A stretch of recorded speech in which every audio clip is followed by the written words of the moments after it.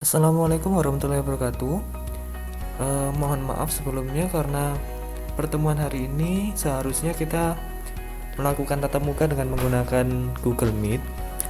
Namun ternyata terdapat kendala bahwa saya harus mengikuti kegiatan rapat wali murid, sehingga saya akan menjelaskan dengan singkat mengenai proyek yang harus kalian lakukan di hari ini hingga minggu depan.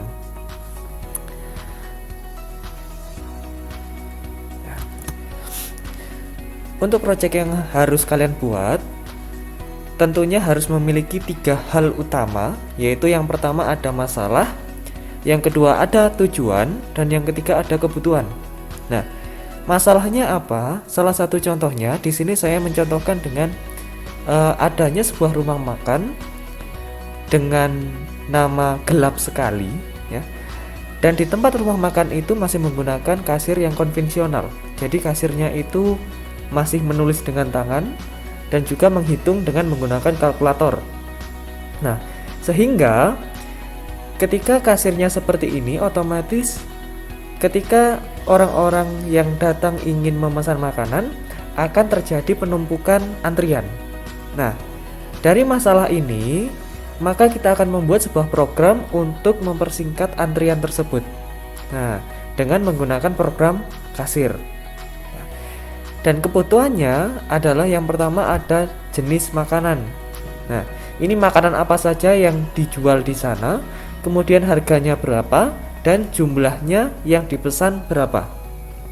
Nah, contohnya, ketika saya buat codingnya, hasilnya seperti ini, ya. Ini nanti codingnya akan saya kirimkan di dalam Google Classroom. Bisa kalian copy, kalian coba sendiri. Dan juga mungkin ini juga bisa kalian gunakan sebagai referensi untuk project kalian. Mungkin hanya tinggal diganti penamaannya saja ataupun diganti variabelnya dan lain sebagainya. Hasilnya, ya, ketika program ini saya jalankan, bisa dilihat di sini ya. Pada bagian di atas ini ada, sebentar.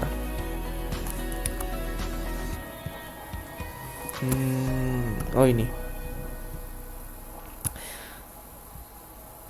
Oke. Di bagian atas otomatis saya berikan sebuah tampilan untuk mempermudah pengguna, ya. Bahwa di sini ada selamat datang di rumah makan gelap sekali. Setelah itu ada menu pilihannya apa saja. Kemudian di sini juga ada variabel operasi dan lain sebagainya, dan itu adalah salah satu yang terpenting. Nah, hal yang penting lagi, ya, yang pertama adalah ketika kalian membuat program atau membuat project ini, sesuaikan dengan tema masing-masing kelompok. Nah, saya kira untuk beberapa minggu kemarin sudah ada beberapa siswa yang mungkin sudah menentukan tema, ya. Mungkin juga ada beberapa siswa yang masih belum menentukan tema. Nanti akan saya berikan beberapa contoh tema yang mungkin bisa kalian gunakan. Kemudian di dalam project yang kalian buat, jangan lupa harus ada tipe data, harus ada juga variabel, harus ada operator, dan juga percabangan. Nah, nanti akan saya tunjukkan untuk masing-masingnya ini dalam program yang saya buat yang mana saja. Kemudian yang terakhir adalah program berjalan dan anggota kelompok memahami isi dari program. Kenapa harus seperti ini? Karena nanti minggu depan, ya, pertemuan yang akan datang, kalian masing-masing kelompok akan melakukan presentasi, ya, untuk project yang kalian buat. Nah, beberapa contoh project yang mungkin bisa kalian gunakan, ya. Ini temanya. Yang pertama ada kalkulator. Kalkulator ini nanti mungkin bisa dibagi menjadi beberapa operator, ya. Mungkin ada minus, pengurangan, kemudian ada penjumlahan, ada juga perkalian, dan seterusnya, ya. Jadi percabangannya nanti di sini. Misalkan pemilihan yang pertama itu pengurangan, terus yang kedua itu penjumlahan dan lain sebagainya. Kemudian ada juga, kalian juga bisa membuat pemilah usia di posyandu. Jadi kalau misalkan di posyandu itu biasanya ada usia-usia tertentu ya, ada kalau misalkan umur di bawah under di bawah 5 tahun misalkan ya, di bawah 5 tahun ini berarti dia disebut dengan balita. Kemudian ada lagi di bawah 3 tahun. Oke, di bawah 3 tahun ini berarti disebut dengan batita dan lain sebagainya.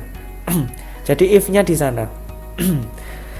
Kemudian bisa juga membuat pendaftaran siswa baru. Nah, ini nanti berarti ada biodata, kemudian ada pemilihan jurusan. Jadi pemilihan jurusan yang ini, yang bawah ini bisa kalian masukkan ke dalam pendaftaran siswa baru.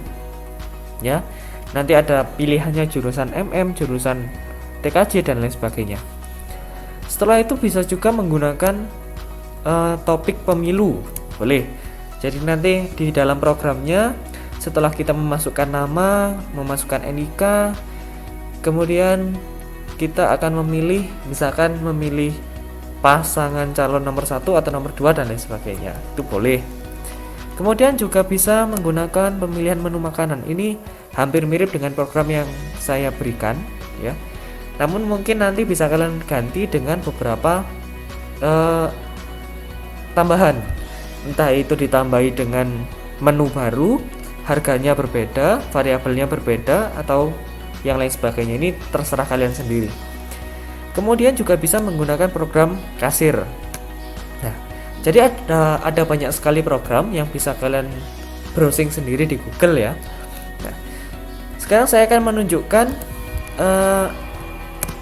contoh program yang saya buat. Ini di dalam program yang saya buat ini sudah ada variabel tipe data dan lain sebagainya ya. Yang pertama untuk tipe datanya di sini saya menggunakan integer dan juga char. Setelah itu untuk variabelnya di sini ada pilih, ada menu, ada P1 sampai P4 dan juga ada total. Kemudian untuk operatornya saya taruh di bagian ini. Nah, untuk masing-masing pilihan ini ada operatornya ya, ada perhitungannya di sana. Kemudian juga untuk percabangan itu yang if ini masuk ke dalam percabangan. Nah, untuk perjalanan programnya sendiri nanti kan bisa kalian coba sendiri. Ketika kita run, Waalaikumsalam. Ketika programnya berjalan, otomatis pada bagian baris nomor 1 sampai nomor 18 atau 19 ya. Ini hanya akan menampilkan tulisan yang ada di dalam cout ini. Nah, contohnya di sini ada selamat datang di rumah makan gelap sekali. Nah, di sini juga ada pada baris 12 terdapat selamat datang di rumah makan gelap sekali dan lain sebagainya. Nah, kemudian untuk pilihannya di sini ada 4 pilihan yang sudah saya buat. Untuk pilihan 1 itu ada nasi campur, pilihan 2 ada sate dan lain sebagainya. Kalau misalkan kalian ingin menggantinya, otomatis di bagian masing-masing if ya. Di bagian if ini, kemudian di bagian bawahnya lagi ada dan lain sebagainya. Nah, untuk program ini nanti akan saya kirimkan di dalam Google Classroom, jadi bisa kalian copy sendiri. Setelah kalian menentukan kelompoknya dan juga menentukan masing-masing tema yang akan kalian gunakan, silakan kalian masuk ke dalam spreadsheet yang sudah saya berikan. Setelah itu kalian tulis di masing-masing tema project. Nah, contohnya ada di 10 mmd ini ya. Ini sudah mengisi kemarin, jadi bisa kalian gunakan sebagai referensi.